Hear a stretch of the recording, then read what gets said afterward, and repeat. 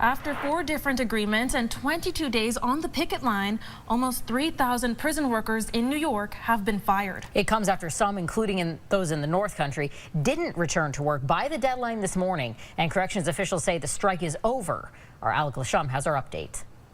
Nothing to do with safety.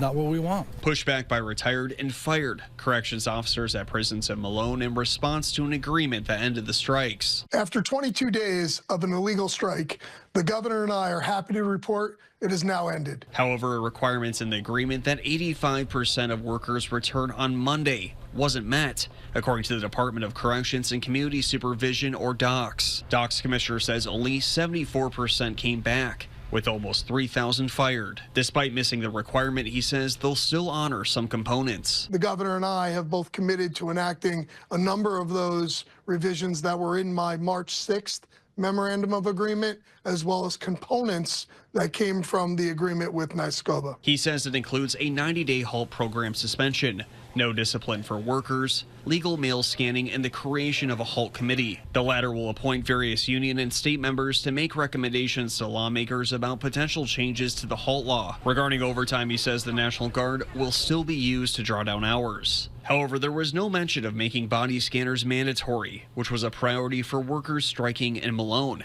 after a string of medical emergencies at Upstate Correctional sent nearly 30 staff to the hospital. If you don't want to go through the body scanner, you don't get a visit. That's going to stop a lot of the drugs from coming in. Don't make it optional. Make it mandatory. Reporting in Malone, Alec Lasham, Channel 3 News.